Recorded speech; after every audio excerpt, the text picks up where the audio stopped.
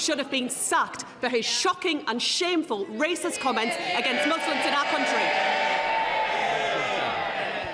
Thank you, Mr. Speaker. Leaked guidance from the Equality and Human Rights Commission suggested that it would be lawful for transgender and gender non-conforming people to be excluded from changing facilities based on a perception that their appearance did not correspond with societal gender norms, irrespective of their actual sex. Can the Secretary of State reassure this House that such an obvious licence for bigotry and discrimination will not be included in the final guidance when she publishes it next month?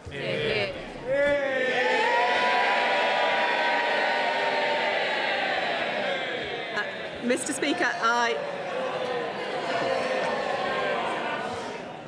Speaker, I thank the honourable member for her important question. She will appreciate, I'm sure, that I cannot comment on the draft Code of Practice, but I want to reassure this House that trans people will continue to be protected from discrimination in the Equality Act. We will not treat this issue as a political football, as many others have done in the past. And as I set out in earlier answers, I intend to lay the draft code as soon as possible once we are through the election period.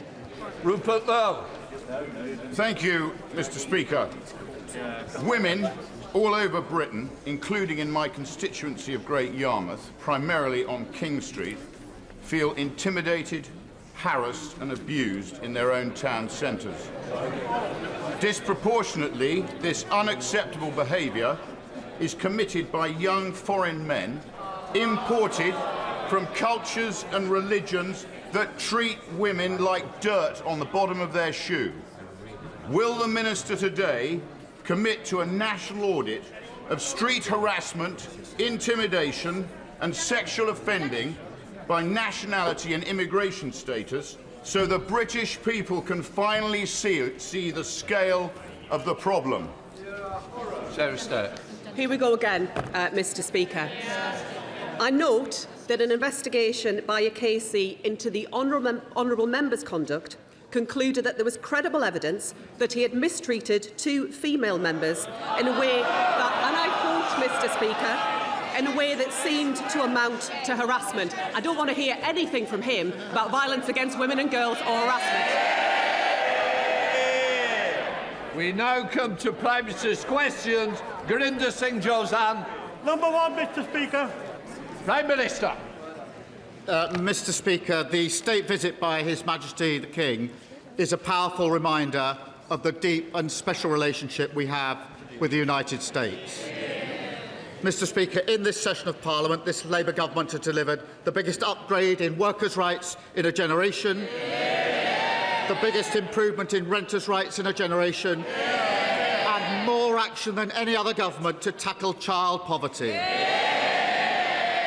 At the King's speech, I look forward to setting out what more we will do to change our country for the better. Mr. Speaker, this morning I had meetings with ministerial colleagues and others. I shall have further such meetings later today. Gurinder Singh Josan. Thank you, Mr. Speaker. Can I firstly thank you for meeting with me recently to view a 1,000-paper crane folded by residents in Bearwood as a recognition of the diversity of Smethwick, in which neighbours and communities just get on with each other.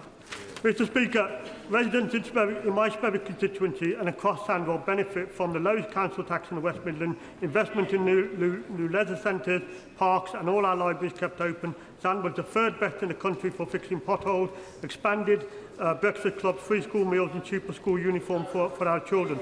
Does the Prime Minister agree that this is all down to a well-run Labour Sandwell Council and the changes brought back by this government, this Labour government, opposed at every opportunity by the Tories and Reform?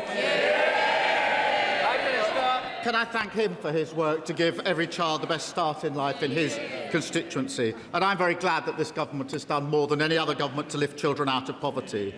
Mr. Speaker, thanks to our work this session on this side of the House, we've passed laws needed to deliver more rights at work, build new homes, save British steel, clean up waterways, secure our borders and record funding of our NHS and so much more. Change delivered by Labour, opposed by the Tories and Reform. We come to the Leader of the Opposition, Kemi Badenoch. Thank you. It's the end of this session, and what a contrast with the beginning, Mr. Speaker. Back in July 2024, those benches were full of sycophantic questions from adoring new MPs. Yesterday, the Prime Minister was reduced to begging those same MPs to save his own skin. Mr. Speaker, he's broken his promise to grow the economy. The only thing that's grown is the welfare bill. The only thing that's grown is the welfare bill. So can the Prime Minister tell us, how many more people are out of work and claiming universal credit since he took office? Prime Minister. Mr. Speaker, she talks about what we've done in relation to raising people out of work. We have the youth guarantee that we put in place for young people. We've raised the national minimum wage thanks to our Chancellor. We've helped young people into work by cutting NHS waiting lists thanks to the work of the Health Secretary. We put more police on the streets thanks to the work of the Home Secretary, and we've cut energy bills for young people thanks to the work of the Energy. I'm very proud of what this Labour government has delivered in the first session of this Parliament. Mr. Speaker, the Prime Minister doesn't want to say how many more people, in fact, are out of work and claiming universal credit since he took office. Perhaps he doesn't know. So let me tell him. The number is 1.5 million people. That is the entire population of Leeds, Cardiff and Edinburgh put together. Hard-working people are being taxed more and more to pay for a ballooning benefits bill. So can the Prime Minister tell us why, on his watch, for the first time ever, we are now spending more on welfare than we earn in income tax? Prime Minister. Mr. Speaker, the welfare system she complains of is the one they put in place, Mr. Speaker. And, Mr. Speaker, we are reforming it to improve it. And what did they do when we put that forward? They voted to keep the same broken welfare system. Mr. Speaker, that answer was as honest as his reason for sacking Ollie Robbins. Perhaps he'd like to apologise for that right now. Let me tell him why we're spending more on welfare than we're earning in tax. It's because of him and his terrible policies. This is all under him. We are spending so much on welfare, we cannot afford to defend the country. And if he won't listen to me, Mr. Speaker, perhaps he'll listen to the former Labour Defence Secretary, Lord Robertson, who is saying, and I quote, "We cannot defend Britain with an ever-expanding welfare budget." I agree with Lord Robertson. Why doesn't he? Mr. Speaker, this is the Labour government that increased defence spending, the highest sustained spend since the Cold War. What did they do, Mr. Speaker? When they came into power, defence spending was 2.5%, and when they left power, it was 2.3%. And even their own Secretary of State admitted they hollowed out our armed forces, so we'll take no lectures from them on defence. Mr. Speaker, talking about more defence spending is not the same as giving more money for defence. He has been in office for nearly 2 years, Mr. Speaker. What he does have, he's got a welfare plan until 2031, but he's not produced a defence investment plan. We have gone backwards on defence under him because we are borrowing to pay for welfare. Yesterday, we learned that the cost of government borrowing is now the highest in 2 decades. That's under him. Instead of getting a grip on the economy, the Chancellor is briefing out rent controls to curry favour with left-wing backbenchers. This is not a serious way to run the economy. It is time the Prime Minister gives her an easier job. So will he listen to businesses, listen to the country and reshuffle the Chancellor? Mr. Speaker, at the spring statement, the Chancellor was very proud to say inflation was down to 3% and falling, 6 interest rates in a cut. We've seen the growth figures for the early part of this year. And she says, well, the cost of borrowing's gone up. Yes, because there's a conflict in Iran. And what did she want to do? What did she want to do when When I said we wouldn't be dragged into that war because I thought through the consequences, including the economic consequences, what did she do? She said we should jump in with both feet without regard to the consequences. She can't complain now about the implications.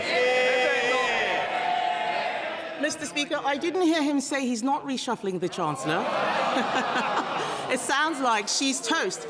Meanwhile, the former Deputy Prime Minister is on manoeuvres. This government is like a bad episode of Game of Thrones. His own people have turned against him, and all the while, the Prime Minister is holed up in his castle, wetting himself about a visit from the King in the North.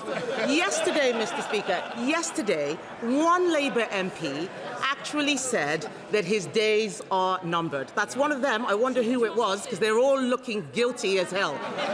Isn't the real reason, Mr. Speaker,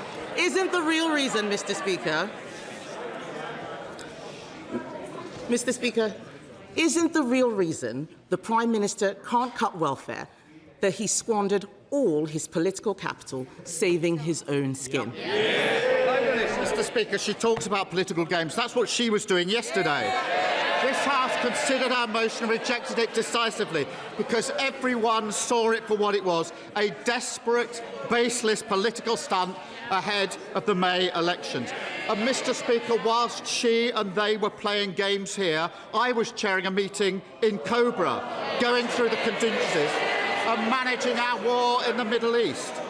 Mr. Speaker, they think political games here is more important than managing the implications of the war in the Middle East, which will affect every single one of their constituents. And none of them ask any questions about it. None of them want to debate it. They just want to debate silly political stunts. Because, Mr. Speaker, even though we didn't join the war, no thanks to her, my duty is to protect the British public from the consequences, and nothing is going to distract me from what matters to the British public.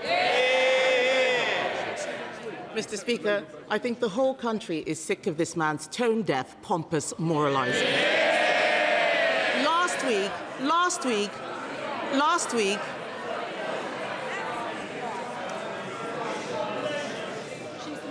week, we all saw him punch the Speaker's chair. This is not a man who is in control. Since the last King's speech, it's been one disaster after another. Cronyism, jobs for friends of convicted paedophiles, peerages for other friends of convicted paedophiles, broken promises on taxes, U-turn after U-turn after U-turn. He's lost a Deputy Prime Minister, 2 Chiefs of Staff, 2 Cabinet Secretaries, the support of his backbenchers and all his credibility. Yes. They can jeer, Mr. Speaker, they can jeer as much as they like. They're going to have to go to their constituencies and explain to all those people why they did what they did last night. The fact is the Prime Minister was reduced to whipping his MPs to save him and pleading with a tax dodger to rejoin his cabinet. How much longer do we all have to put up with his shambles? Mr. Speaker, I changed my party and I won a general election. She's changed her party, Mr. Speaker, because when I became leader of my party, their party was 3 times the size it is now. She's changed it. It's now even smaller than when she started at leader, because half of them are up there. And, Mr. Speaker, the stunt they played yesterday because they don't like what we're delivering. More rights at work, more security for renters, lifting 500,000 children out of poverty. That's our mandate, that's our mission, and nothing's going to hold us back. It was 18 months ago, I remember, that my late friend Terry Etherton was sitting up there, beaming down at the Prime Minister because he had just announced the government scheme to give compensation to those who've been wrongly sacked from the armed forces for simply being gay. But I have a constituent, Mr. Speaker, who lost his job in MI6 in the 1980s for his sexuality, and he's got no compensation. The security services also put their lives on the line for their country. It's just not fair. Would the Prime Minister find the time to sit down with my constituent and me so that we can work out together a way in which we can extend Terry's scheme so that the security services can also get justice? Prime Minister. Can I thank her for her dedicated work on this? I am very proud of the work we've done to recognise LGBT veterans. Mr. Speaker, on top of that, people in our security service are some of the bravest and most talented professionals who served our country. That some of them lost their jobs because of their sexuality is a historic wrong. And I can confirm today the Security Minister is assessing this closely, and I'll make sure that she's updated and has the meeting she's asked for. Said David, Leader of the Liberal Democrats. Thank you, Mr. Speaker. Yesterday, we heard Christian Turner, Peter Mandelson's replacement as US Ambassador, say that the only country Trump has a special relationship with is Israel, that the Prime Minister's job is in danger after next week's elections, and that in the US, Jeffrey Epstein's associates have evaded responsibility for their actions. The Prime Minister has had to fire one US ambassador for lying. Does he fear he'll now have to fire a second one for telling the truth? Prime Minister. Mr. Speaker, given what I've had thrown at me in the last 2 weeks by all the opposition parties, that's the least of my problems. But, Mr. Speaker, I know he likes stunts, but I was surprised he joined in the one yesterday, because his own business spokesman said last week, satisfied I had not misled the House. He, of course, his opening position was it was inconceivable that officials would give clearance to Mandelson and not tell ministers it was against the UK SV recommendation. That's what he said, and it didn't happen. I expect frivolous accusations from the Leader of the Opposition. Clearly, I was wrong to expect anything better from the man in the wetsuit.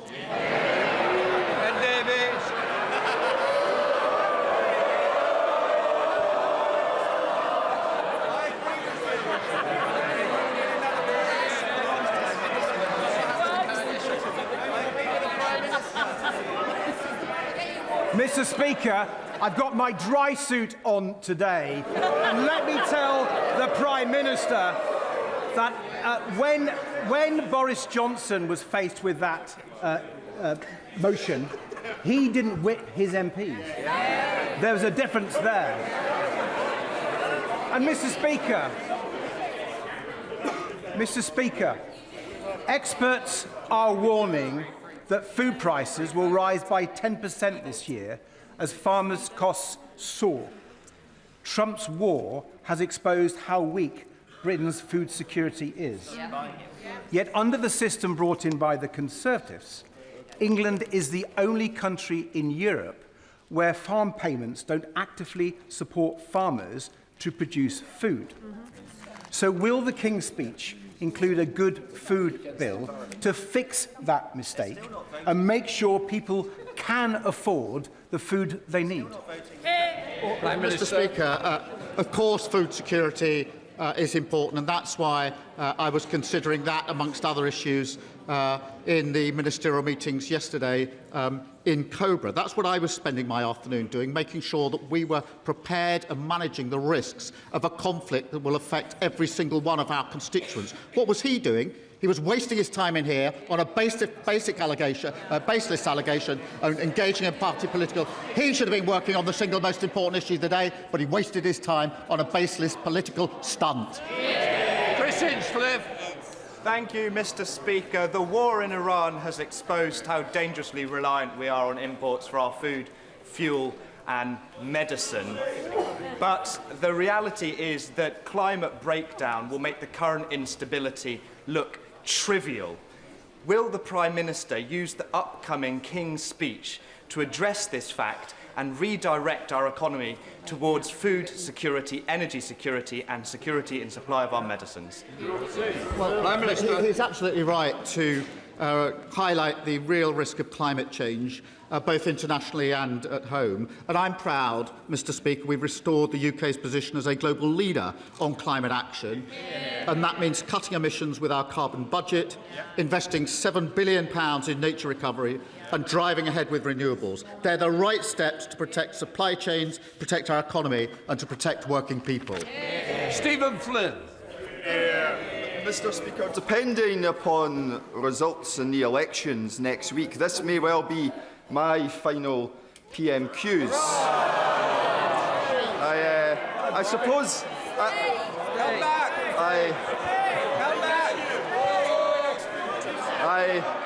I suppose, Mr. Speaker, the same is perhaps true for the Prime Minister as well. But before then, does he understand that, yes, it's because of inaction on the cost of living crisis, yes, it's because of the debacle of the winter fuel payment, yes, it's because of the 1,000 jobs being lost a month in Scotland's North Sea and the closure of Grangemouth, yes, it's because of his judgment on Matthew Doyle and Peter Mandelson, but above all else, the reason why his time in office will soon be coming to a close is because he promised change but has delivered chaos. Prime Minister Speaker, I'm proud of what this Labour government has achieved, and I'm proud of what we will achieve. If it is his last session here, let's reflect on his great achievements in Westminster. He kicked out his predecessor and then lost 39 MPs at the next election. I hope he can keep up that record in Holyrood next week. Thank you, Mr. Speaker. This Labour government's £29 billion of investment in the NHS and £2 billion in life sciences is critical to fixing our NHS and tackling health inequalities.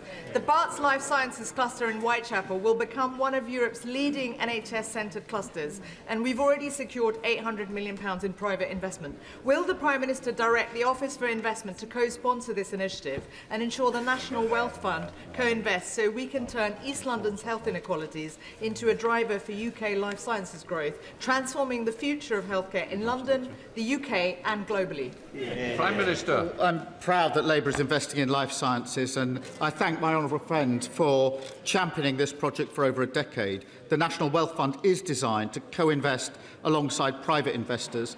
Ministers are happy to discuss those proposals with her. Mr. Speaker, today I can announce a significant new investment by AstraZeneca, investing £300 million in UK life sciences, made possible by the pharmaceutical arrangement we have struck with the United States to future-proof thousands of jobs in Macclesfield and in Cambridge. That is a major vote of confidence in the UK and Labour's plans to strengthen our economy. Sir John Hayes. Thank you, Mr. Speaker.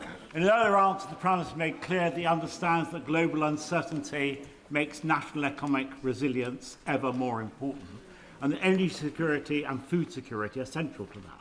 So why is policy making one the enemy of the other, as the 12% of our most fertile, productive land, the food we need to feed the nation, is being eaten up by giant industrial developments, pylons with accompanying infrastructure and huge solar developments?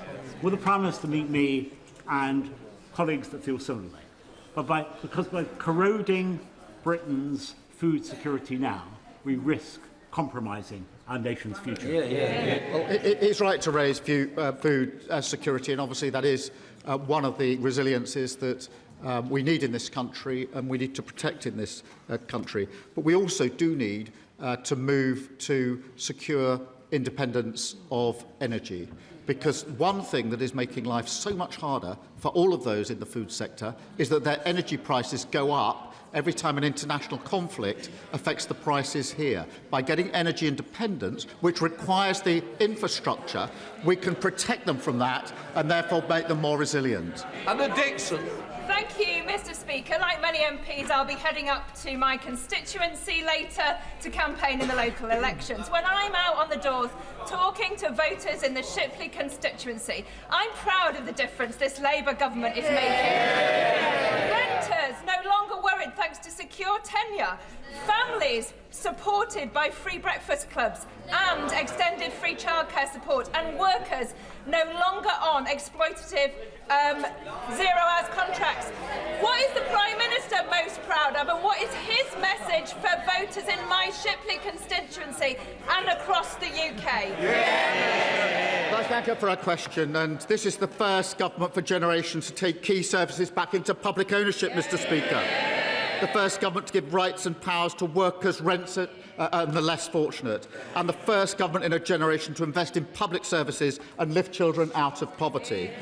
And as we face a war on two fronts, we will do more: a stronger economy, stronger energy security and stronger on defence. That's the difference this government is making. Sir Jeremy Wright. Very much, Mr. Speaker. Many of us across this House worked hard to pass the Online Safety Act, not because we thought it would be the last word on online safety, but because we believed it was an important step forward in making online platforms more accountable for the content on their services and for the algorithms that curate it. So can the Prime Minister reassure us that whatever his government decides to do to restrict access for our young people to social media, it will not be used as cover by social media companies to do less themselves to keep young people safer online? Prime Minister. Can I give him that assurance, because those platform providers do need to take responsibility, and he will have noticed the fight we had with Grok just a few months ago, where disgusting images were being created on social media, and we took them on in a fight that we won across the House. Also with chatbots, but we need to build on the legislation we've got. We definitely need more protection in general, and particularly for children. But his point is valid, that shouldn't be to take any responsibility away from those that are providing the platforms in the first place. Thank you, Mr. Speaker. £158 million in fair funding, £20 million in Pride in Place for New Addington, and funding for new trams. Mr. Speaker, it is this Labour government that is finally giving Croydon the backing that it needs. The building of Croydon for all starts with ensuring our residents have the dignity and stability of a decent home. So with hundreds of families in my constituency facing homelessness through no-fault evictions, will the Prime Minister outline how this government is progressing on its plans to fix the private renter sector and ensure that renters in Croydon have the security and peace of mind that they deserve? Well, my honourable friend is a brilliant representative for Croydon, and she's right. For too long, renters have been at the mercy of rogue landlords, pushing thousands into homelessness. I'm delighted to confirm that this Friday, no-fault evictions will be scrapped once and for all. That sends an important message to anyone living in a damp, unsafe home, anyone who's suffered an unfair rent increase, and to every family forced to move over the last year to year. Change is here, delivered by Labour, opposed by the Tories, and reform every step of the way. Dr. Luke Evans. Please could the Prime Minister explain to the House, if he's done nothing wrong and process has been followed, why did he need to force his MPs to vote against an investigation? Is it because he's worried they don't believe his version of the truth? Yes. No, it's because they can see a baseless allegation, a political stunt, when they see it. Mr. Speaker, as a former GP, here's the truth. We've recruited 82 more GPs, upgraded his medical centre. They want all the benefits, but they never want to pay for them. Thank you, Mr. Speaker. Derby is a manufacturing powerhouse, but too many people in our city have not felt the benefit of that success. That's why tomorrow we're absolutely delighted to be launching Team Derby with our East Midlands Mayor, Claire Ward. Does the Prime Minister agree that with our brilliant Chancellor and our Labour government backing our city, Team Derby can make sure every pound of investment in Derby delivers real change for our residents, so everyone feels part of our success story? Prime Minister. Well, I think we should all back Team Derby. Our investment is helping to renew our submarine fleet, building new nuclear reactors and creating jobs and growth. I'm proud to see Labour MPs working with the Labour Mayor and a Labour government to deliver a brighter future for Derby. Ollie Glover. Thank you, Mr. Speaker. Despite the government's ambitious house-building targets, the charity Shelter believes the current approach is not providing enough social and genuinely affordable homes. So will the Prime Minister end his government's warm embrace of the developer-led model and instead heed Liberal Democrat calls for 150,000 social homes per year and new powers for local councils to build them? Mr. Speaker, we are going to build 1.5 million homes. We're upgrading the rights of renters because we know how important it is for everyone to have a safe and secure roof over their head. His challenge to me would have more force if they hadn't abstained on the measures that we're taking in order to take these measures forward. Thank you, Mr. Speaker. Whilst our NHS across England has seen noticeable improvements thanks to the work of this Labour government, Southend Hospital and the wider Mid and South Essex NHS Trust has continued to struggle. I thank the Department for Health and Social Care for working with me and my colleagues on this issue and for placing the trust on the Intensive Recovery Programme. Does the Prime Minister agree with me that this is the right action to take, and will he meet with me to discuss our wider plans to improve healthcare in Southend as part of our Opportunity Southend initiative? Prime Minister. After years of failure being tolerated, failing staff and patients, our new intensive recovery programme is targeting sites that need tailored support. Mr Speaker, there's more to do, but we're seeing real progress across our NHS. They've never heard this from a government. Waiting list lowest for 3 years. That didn't happen for 14 years. Any waiting times best for 5 years. They don't recognise any of this because they didn't do any of it. Fastest ambulance response in half a decade. And don't forget the parties opposite opposed the record investment that was necessary to make all of that happen. Thank you, Mr Speaker. Everything international law is supposed to protect is being violated. A genocide against the Palestinian people, the catastrophe in Sudan, the Gazification of Lebanon. Against this backdrop, the government last week closed the International Humanitarian Law Unit and stopped funding access to the CIR database of 26,000 human rights and conflict incidents across Israel, Palestine and Lebanon. This database underpins decisions on IHL breaches, arms export suspensions and whether the UK itself is acting within the law. Usually, criminals or their accomplices are the ones destroying evidence of their crimes. Instead, not a human rights lawyer or a government apparently committed to upholding international law. So my question is simple. Prime Minister. Prime Minister. Prime Minister. Sorry, you've taken far too long, Prime Minister. Mr Speaker, let me reassure the House that the work of the International Law Unit has not ended. It will simply be done by a different team under a restructure. We will, of course, continue to monitor international humanitarian law in Gaza and elsewhere and invest in conflict prevention and resolution. The picture. Thank you, Mr Speaker. This Labour government has backed the reopening of Doncaster Sheffield Airport from the very start. It means jobs, investment, growth and opportunities, not just for Doncaster East and the Isle of Axholme, but for the whole region. Now, the Reform councillors in Doncaster are considering reversing their decision to support the investment, which would currently facilitate that airport from reopening. Does the Prime Minister agree with me that the airport remains a huge priority for the area, and will he continue to work with us to find a way forward to make sure that we get our airport back open? Well, my honourable friend is a champion for this crucial local project, and I thank him for his work. And I know from visiting Doncaster just how vital reopening the airport is for local residents. It will be a huge boost for South Yorkshire and unlock thousands of jobs. I'm deeply concerned by reports that decisions by Reform in Doncaster could put the reopening in jeopardy. Labour put the plan in place. Reform should honour their promises, stop playing games and get the airport open. Robin Swan. Thank you very much, Mr Speaker. In a parliamentary session which started out with a degree of anticipation, a level of expectation and a promise of change, and what could be the last Prime Minister's question time, can I ask him, why does he think it went so wrong?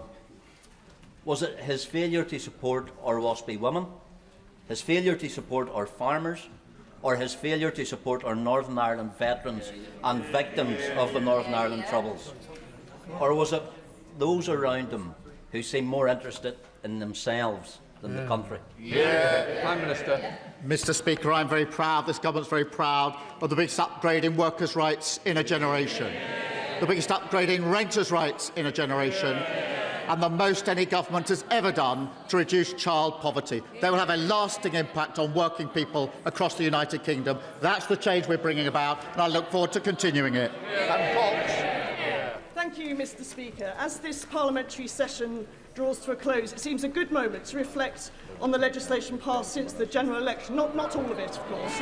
But many of us have walked through the lobbies to pass 60 bills that have touched almost every aspect of British life, from the care of cats, dogs and ferrets to the space industry indemnities, along with a whole host of measures seeking to improve life for renters, carers, investors, football fans, NHS patients, serving personnel and more. Would the Prime Minister agree with me that this is a pretty good first session report card? And would he agree that the best is yet to come? Mr. Speaker, she's right to highlight the 50 pieces of legislation, the 50 bills that we've put through. We whipped to change the country. We all voted to change the country. They, of course, opposed almost all of it. That's why we've got stronger rights for renters. That's why we've got stronger rights for workers, investing in our roads and railways, reforming SEND and driving down waiting lists, all opposed by the parties opposite. And we're only just getting started, Mr. Speaker. We're going to go further on a stronger economy, on energy security and a stronger defence. Final question, Sarah Gibson. Thank you, Mr. Speaker. Before we leave this House for several weeks, I feel absolutely necessary to raise an issue within my constituency, which I have been trying to get an answer from DEFRA and from the EA, where we have a landfill site in Caen that is producing sulphurous smells that is causing residents to need to close their windows, causing children to have sore throats. And yet I am not getting any answer except that the Environment Agency itself admits that controls may not be working effectively. Like my constituents, I find it really disappointing that we are not getting any serious response. This is not the kind of thing you expect in the UK. You do not expect the air you breathe not to be safe. And I would like to urge the Prime Minister to help me in getting a response from DEFRA and from the EA on what measures can be put in place to reassure my constituents that they are not suffering ill health. Thank you. Well, can I thank her for raising the issue? Now she has raised it with me, I will make sure that I go away and chase up that she gets the reply and importantly, that they are entitled to. That completes Prime Minister. Catherine West, point of order. Thank you very much, Mr. Speaker. The whole House will be very concerned to hear about the dreadful stabbings this morning in the borough of Barnet, and as the member for Hornsey and Fry and Barnet, I'm very worried about this repeated violence against the Jewish community. And Mr. Speaker, I just wanted to reach out to the whole House to say we condemn these alleged attacks, and we wish the police, the council and all the community services the very best in solving this and bringing to justice those perpetrators of these violent crimes. Prime Minister, would you want to respond?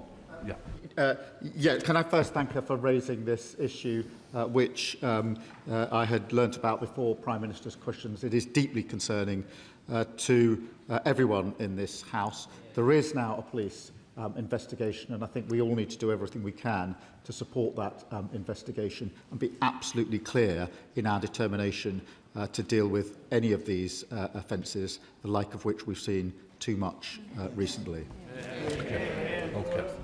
Point of order, John MacDonald. Mr. Speaker, as you know, as Secretary of the NEJ Parliamentary Group, I raised earlier this week a point of order concerning the US agency APCO's role in undertaking an investigation of journalists for Labour Together, which resulted in the smearing of those journalists. I explained that as a result of concern about the reach of APCO's investigation, a number of honourable members had submitted subject interest requests to the company and to Labour Together. There's been a delay in the response from Labour Together to these requests, but APCO has confirmed in a very redacted form that information on MPs was being collected. And I referred this week to information from a whistleblower, a freelancer involved in the Labour Together inquiry, indicating that APCO had instructed this person to destroy files and material related to the inquiry. Only hours ago on the Financial Times online, we have confirmed that tapes do exist that include conversations by APCO's head of media relations for Europe, Tom Harper, discussing the deletion of an email account and saying, and I quote, whether they will be able to see that through digital forensics or something like that, references with regard to this inquiry. He also refers to processes to muddy the waters and the audit trail. There is also now I can report, if I can, Mr. Speaker, I'm sorry for the delay. I can also report that evidence was submitted to the inquiry by Sir Laurie Magnus, the Prime Minister's ethics advisor, by Paul Holden, one of the journalists who were victims of the smears, but the evidence was not supplied by the Cabinet Office to the Secretariat to the inquiry to Laurie Magnus. On behalf of the NUJ Parliamentary Group, I want to express our concern, but also it is important from the NUJ Parliamentary Group, we are concerned about the smearing of journalists, but we also need to know what, if any, surveillance of honorary members was taking place and for what purposes. And we call again for an independent inquiry into APCO's role and Labour Together's role in this issue. Can I say it is a very, very serious allegation that I do take seriously. Members of Parliament are here to carry out their duties. And what is being alleged is very serious. I do believe it needs to be investigated thoroughly. From my point of view, I would expect, as the honourable gentleman's been here a long time, no doubt he will use the table office as part of the avenues to pursue what he's said. There may be other ways, and there may be serious security implications to this House as well, that I will also take up in other avenues. Thank you for that. Point of order. Thank you, Mr. Speaker. On a point of order, the Right Honourable Member for Newark visited my constituency yesterday without notifying me. This is not the first time the usual courtesies of this House have been disregarded by Reform UK when visiting Portsmouth. Further to that, is it in order, Mr. Speaker, for a former immigration minister who helped shape the current asylum system to visit constituencies and push campaigns that mislead and cause hatred and division? Mr. Speaker, given this blatant disregard for this convention and courtesy to the House, an absolute lack of integrity and respect, can you advise what recourse is available to me as the constituency member? Yeah. I think there's another one, the same point of order, James McCleary, and I'll come to it. Newark was very busy yesterday as alarmed residents in the town of Seaford in my constituency reported sighting two. Mr. Speaker, he was apparently there campaigning to support the Reform candidate for Seaford North, who is set to lose his seat to the Liberal Democrats. I understand there's a common courtesy in this place for members to inform one another of official visits to their constituencies. On this occasion, that did not happen. Mr. Speaker, could you advise me on this issue? Can I say to both of you, I thank all members for the points of orders they've raised. Have I reminded the House on numerous occasions members must notify their colleagues if they intend to visit another member's constituency, except for purely private purposes. I expect members on all sides of the House to show that courtesy to their colleagues, whether the front bench or not. It is courtesy. I expect it to be done that way. Those members who have failed to do so, I do hope they will apologise to the members concerned. It's election fever time. We don't need any more of it. So please, carry out the courtesy of this House. Dame Chiamwara. Thank you, Mr. Speaker. Now, the Leader of the Opposition, who's not in her place, said that 1.5 million extra people were on universal credit. Now, she will know that this is a deeply misleading number because it is largely a consequence of the transition from legacy systems to universal credit. And her background is in IT. She should know how it works. In fact, more people are in work now than under the Tories. So given... I'm not quite sure it's a point of order for me because... No, let me finish. It'll be easier for both of us. It's a political judgment that you were correcting the record on to try and say, if somebody inadvertently has misled the House, it is for them to correct the record, not for me. And I certainly don't want to reopen the questions that we've just closed. So thank you for making it and bringing it to the attention of the House, and now it will be in Hansard. A point of order.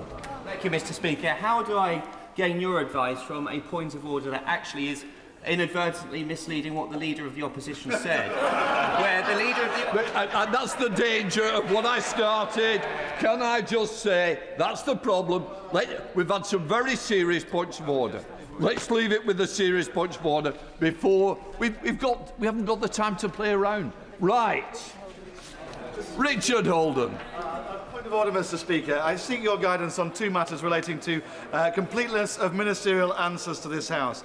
In a recent answer to my honourable friend, the member for Leicester East, on the 24th of April, the Minister for Transport, the member for Wakefield and Rothwell, referred to an attached spreadsheet to a written parliamentary question which wasn't provided. This is the third time this has happened in recent months. In addition, I wrote to the same Minister on March the 2nd seeking clarification of an earlier written answer in light of remarks he made in Westminster Hall on the 27th of January and have still yet to receive a reply. Could you advise me, Mr. Speaker, how members can secure timely and complete information when matters referred for answers are still...